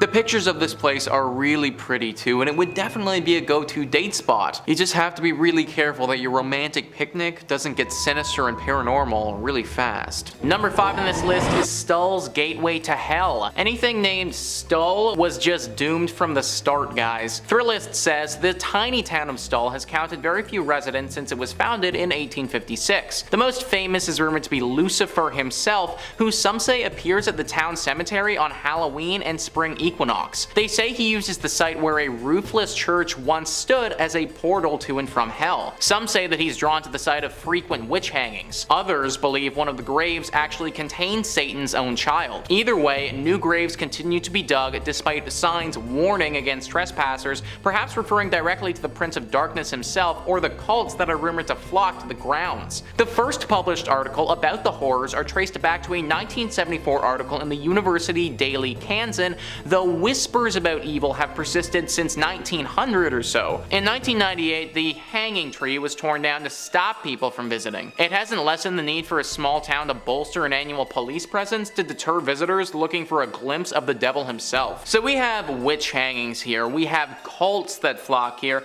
and then we also have the worst thing of all, the literal devil potentially calling this place home. How could somebody decide to name a town Stull? That is way too close to the word skull, and it's just destined for failure. People have been smart enough not to live here all that much, and as Thrillist has said, the residents are few and far between, but it doesn't change the fact that this place is deeply haunted. If the devil truly does live here, and there is a portal to hell, then there's no telling what other crazy things can happen here. Maybe there are few residents around because the devil has been taking them. I also think it's interesting that there are more police around this place. Why would there be a bunch of police around an area where there isn't that many people? Maybe the government knows something something about this place that we don't. Maybe they're hiding something and don't want locals finding out. It's just a theory, but based on the rumors around this place, I could believe it. Number 4 on this list is the Devil's Chair. I am perfectly happy with my lazy boy and don't need to be sitting on any type of Devil's Chair anytime soon. Insider says the legend of the Devil's Chair goes like this.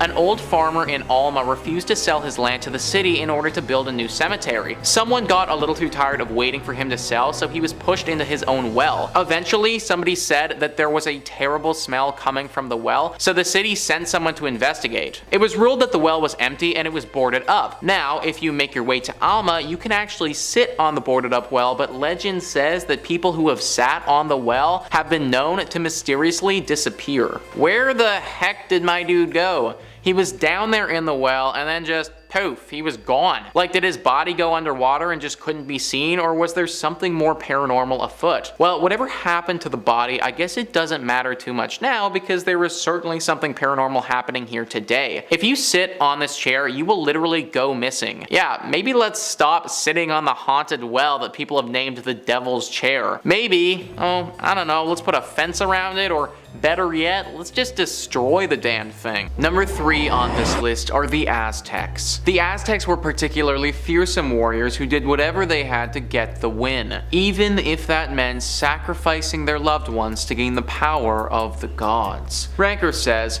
the gods of the Aztecs never ceased to thirst, and because the gods relied on bloodletting for nourishment, the Aztecs thrived in a state of constant warfare with intent to sacrifice. Children began training as early as the age of 5 and earned warrior status upon capturing their first sacrificial victim. They then used clubs, bows, spears, and darts to disable captives, skin and dismember them before their hearts were finally gouged out. Aztec warriors were spiritually motivated, thus their discipline and ferocity are often credited as the forces that long ensured their victory. It's believed that these warriors had a strong relationship with their god, and it was this relationship and the sacrifices that they made that allowed them to conquer as much as they did. Godlike powers would flow through them and they were almost unstoppable. They were stronger, faster, and smarter than any other warrior when they were in this state,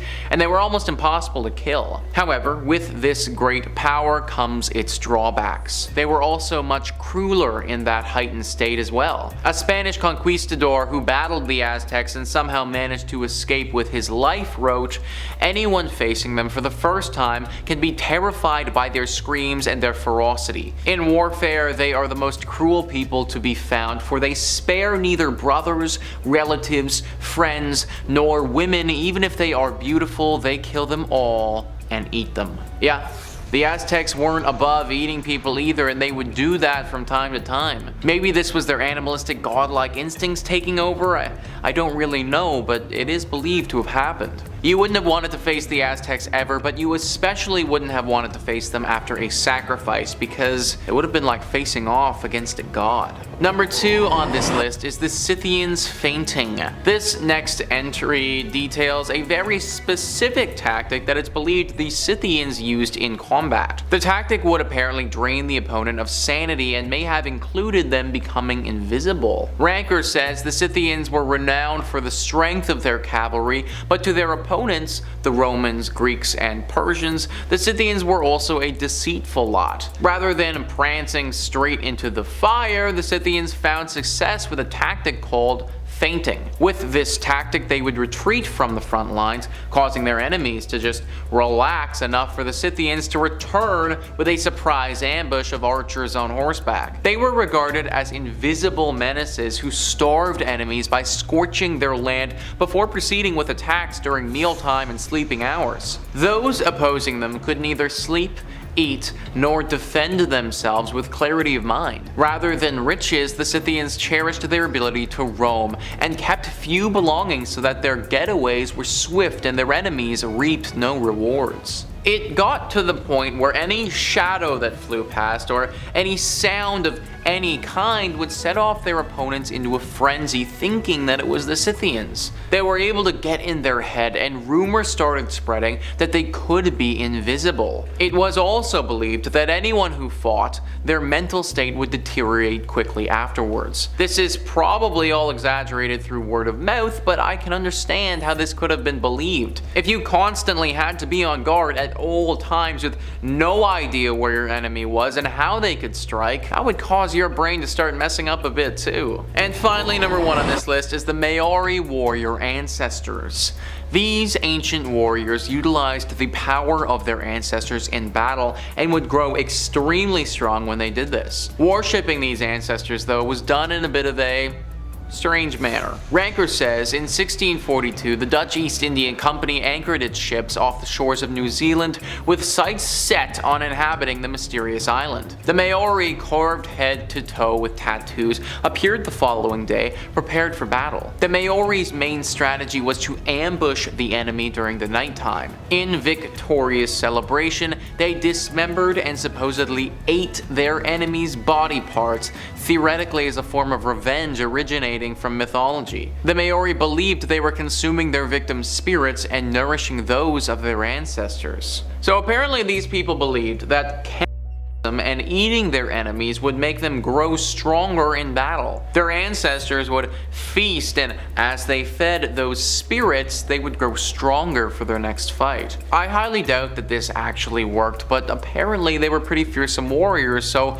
people started to wonder if there was some truth to this tactic. I'm not really sure why their ancestors couldn't have just been happy with a really nice cooked steak, but I guess that's why I'm not a Maori warrior. Number 5. Slender Man. One of the more recent and yet prevalent urban legends is that of Marble Hornets' elongated Slender Man. The enigmatic figure is depicted as a tall, gangly, thin entity dressed in a suit and tie with fractally ever-expanding limbs and a blank, featureless humanoid head. Slender Man first reared that featureless head in internet forums and creepypasta stories, but gained incredible popularity and took a life beyond the internet. The legend of Slender Man states that it lurks in the shadows, often in backwoods and rural areas, and preys upon unsuspecting people. He's said to have an array of supernatural abilities, manipulating people's minds, controlling their actions subconsciously, can teleport, appear, and disappear at will. Slender Man is synonymous with strange disappearances,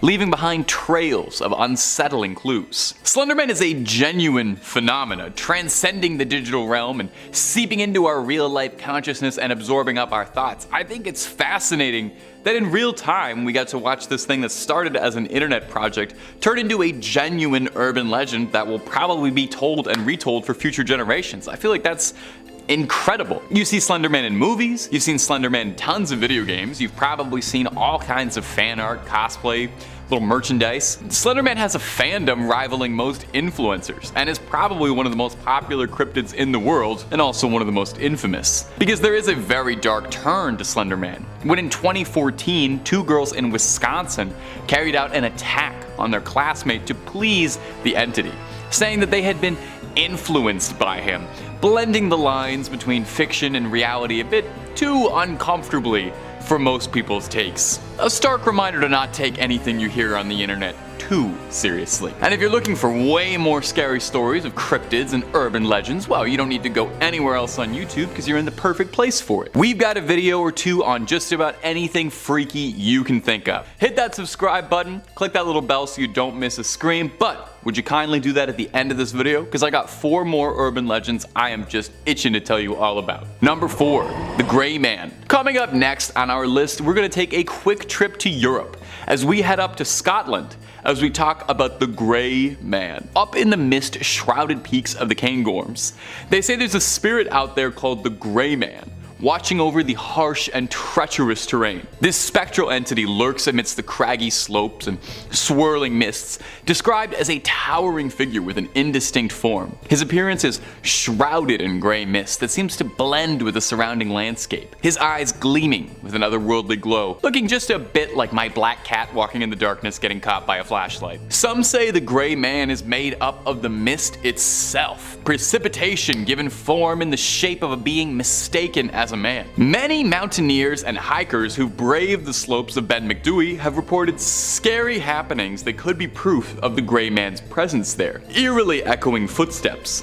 an overwhelming sense of dread taking over the pit of your stomach, and some bold expeditioners even claim that they've seen a glimpse of a towering grey humanoid silhouette watching them as they walk over the mountain. The legends warn you that those who are unfortunate enough to cross paths with the Grey Man will bring unimaginable malfeasance to you and your kin. Should you encounter him, you become disoriented, losing your way to the treacherous slopes or being driven to unspeakable madness from the supernatural powers that he has. Above all else though, what is the Grey Man? Where did the legend come from? Is it a malevolent spirit haunting those who cross into its territory? A guardian protecting the mountains? Whatever it might be, just be cautious walking through Ben Macdui. And if we have any Scottish viewers who have a bit of insight into the Grey Man, I found this legend absolutely fascinating and I would love any information you could share with us. Number 3, the spider bite. Now this is one of my absolute favorites. I remember being told this one at a schoolyard when I was just a fledgling ghoulie. The story goes that a woman from frigid northern England, where the sun simply doesn't shine, takes a vacation to somewhere nice and sunny to soak up some rays and take a break from the dreariness of Leeds. Usually it's Mexico, so she journeys to Guadalajara. The woman, while sunbathing, is bitten by a spider without noticing. Days pass and the spider bite grows inflamed and red. She seeks out a local doctor who dismisses it as nothing more than a spider bite and tells her that it'll settle itself in a matter of days and she has nothing to worry about and should just enjoy her vacation. She continues on her vacation but notices with each passing day that the bite on her cheek is growing slightly. She complains that it's growing sore and larger and she returns to the doctor yet again.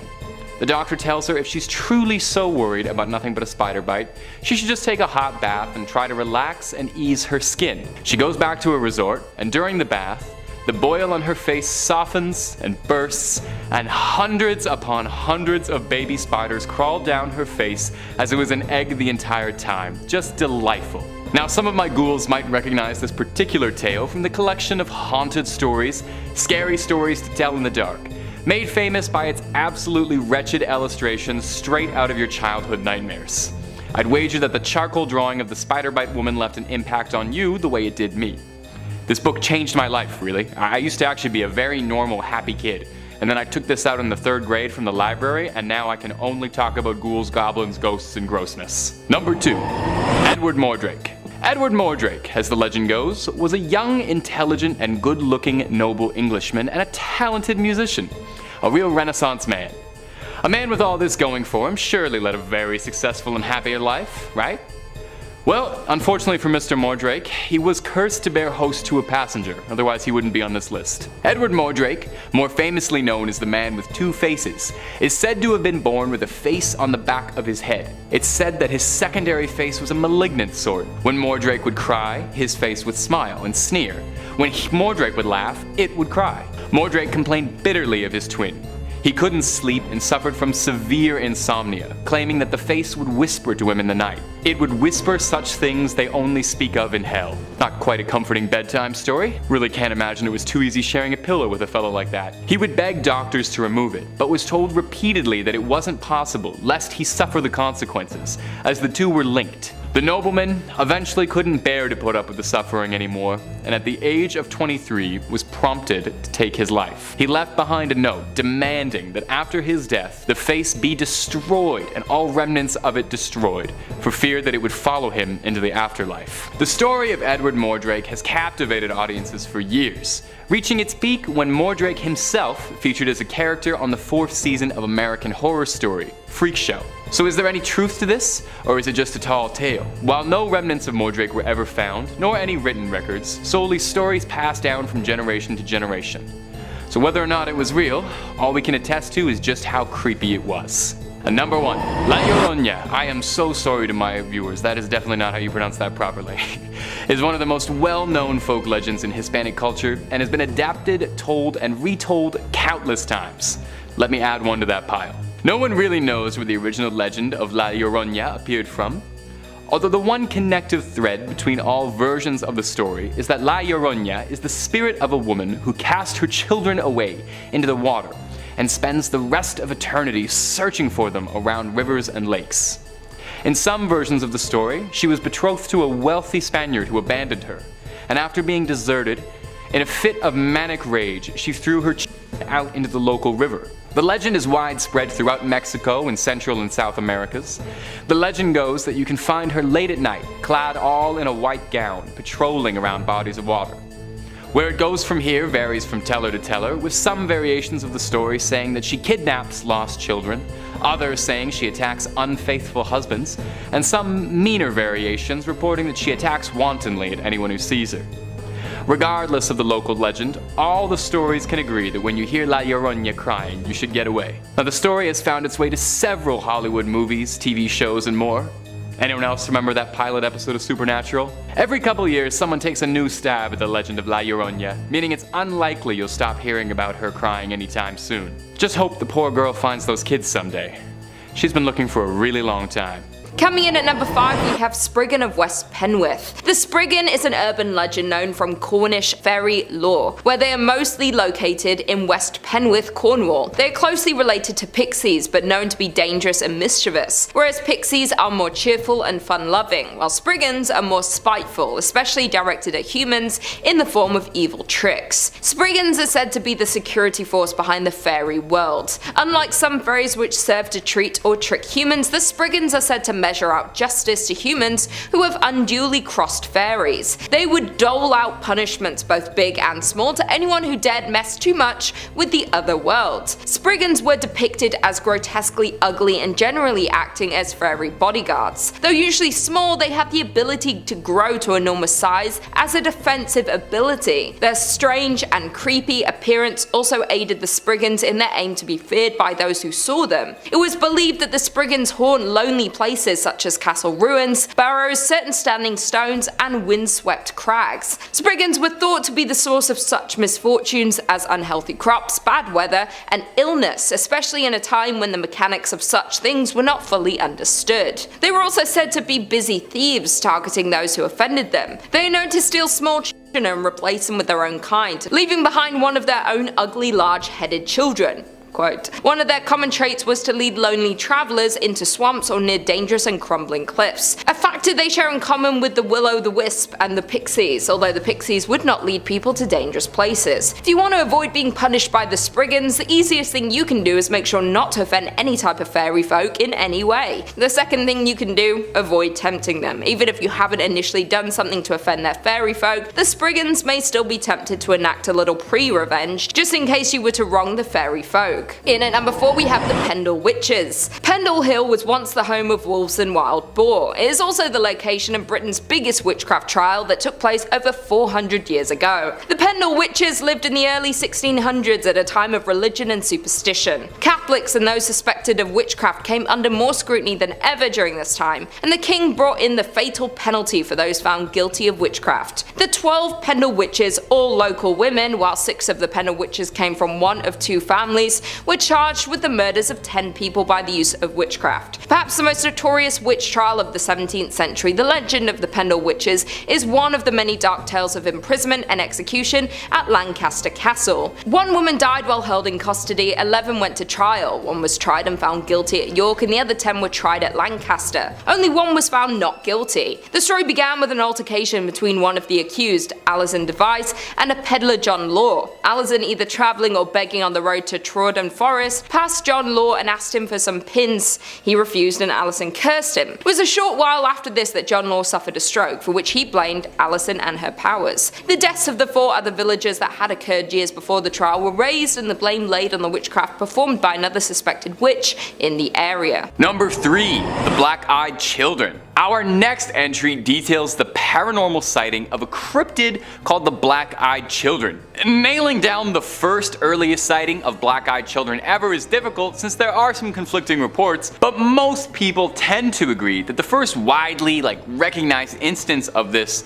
was from a journalist in Texas in 1996 all the way down in Abilene. Brian Bethel was a journalist working at the time, and he said he stopped in a parking lot near a movie theater to write a check. He heard a knocking on the door of his car and he looked up from his pen and paper and said, and I quote, I'm quoting him on this, he said he felt a soul-racking fear looking out at a boy and his younger brother. The boy told Bethel that he and his younger brother both wanted to catch a movie, but they didn't have any money. Bethel was uncomfortable with this, but dismissed it as just having the jitters. The two kids told him that, hey, we're just kids, nothing to be scared of, and that they didn't have any weapons, which is, you know, that's a totally normal thing that kids would say to you in a parking lot all the time to calm you down. Bethel told the boys that the movie they wanted to see was already playing and they wouldn't be able to make it in time. And since this was in 1996, we can only speculate on what they wanted to see, but I'm pretty sure it was the Arnold Schwarzenegger classic Jingle All the Way.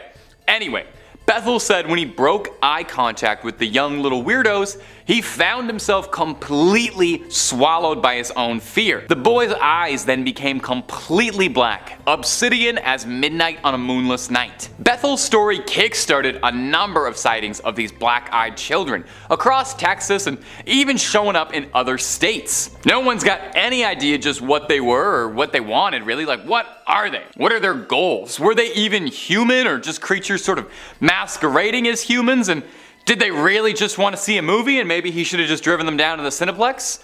We may never get answers on that one. Number 2, the Candy Lady. Now our next story is a real sweet one. It details an old urban legend about a nightmarish figure named the Candy Lady. Does she know the Candy Man, do you reckon? I bet they would be a great fit for each other if anyone wants to set that blind date up. Anywho, the Candy Lady, despite the sweet nickname, was a ruthless criminal with little regard for her victims. Her real name was Clara Crane, but history remembers her as the Candy Lady since that's way scarier. Get ready for a humdinger of a ghost story. In 1895, she was accused of poisoning her husband by slipping him caramel candies that she had laced with something lethal. Now, a couple years before, this young couple had lost their child, causing Clara to become distraught. Clara blamed her husband for what had happened to the child, leading her to add a little extra sugar to his sweets. Oh, I'm making light of this. That's terrible. If she poisoned her husband, that's just terrible. I don't want to joke about that. Clara was deemed unfit for trial and was placed in the North Texas Lunatic Asylum, which, don't worry, thankfully received the much more pleasant name as Terrell State Hospital down the line. I can't believe that's ever what it was called before. Imagine getting sent to the North Texas Lunatic Asylum. Unfortunately, her stay at the North Texas Lunatic Asylum would not be the end of her legacy. I just wanted to say it again one more time. I'm sorry. Can you blame me? In 1903, people started going missing around the town Clara lived in. Bizarrely, relatives of the victims would report finding candies and candy wrappers around their home. Sometimes there would even be threatening little notes on these candies. Locals started speaking again of Clara Crane, the woman who infamously poisoned her husband with dark candies years back. Now here's where it gets bone-chilling. A nearby farmer found a bunch of teeth in his fields and then discovered the body of the town sheriff in his field without his choppers and forks in his eyes and candy in his pockets. Now, no one knows what truly became of Clara Crane. There's not really a lot of records for this thing, but she's become a great ghost story to locals who tell the tale of her luring people away with her sweet little treats and taking their teeth and eyes in return. Oh my god, that's giving me a toothache just talking about it. We have to move on from this one, otherwise I'm gonna have to book a dentist appointment soon. Okay, moving on. Number 1, the Donkey Lady. I saved the best for last. Our last entry is the bizarre legend of the Donkey Lady. Now there's a few variations on the origin of the Donkey Lady, but the stories always end up the same horrible way. And we'll get there in just a minute, but let's take it all the way back to the start. And to go back to the start, we gotta go sometime in the mid-1800s. The story goes that there was a family that lived near Elm Creek, way down in San Antonio. They had a modest farm property, a husband, a wife, and their children. One day, a $5 man from up north rode past their property and taunted the family for the donkey that they had. Not sure why you'd do that. He's clearly never seen a fistful of dollars. You never make fun of a man's mule. It's the fastest way to end up in a coffin. Anyway, the mule didn't take too kindly to being laughed at and bit the man over his taunting. This man was enraged and beat the donkey within an inch of its life, at which point the mother of the family came out and started to pelt rocks at this strange traveling donkey hater. The man couldn't just leave well enough alone, because as legend goes, later that night he brought a posse back to come burn down the farmhouse and blocked up all the exits to burn them inside, all over a donkey, allegedly. The farmhouse went up in flames. The only survivor, tragically, was the wife who initially had come to the donkey's defense. As she ran out of the home, her skin soaked in flame, her hands melted down to little stubs, her face deformed, skin sagging off the muscle, crispy and black, long, like a donkey's snout. She ran into the night and hurled herself into the Elm Creek, which is the last place anyone had ever seen her. Today, there's a bridge called Donkey Lady Bridge over Elm Creek, where locals claim that they've seen a creature with a donkey's face screaming at them from the window of their car. Legend has it that the spirit of the wife haunts this area and torments those who cross her bridge while grieving the unfortunate loss of her family.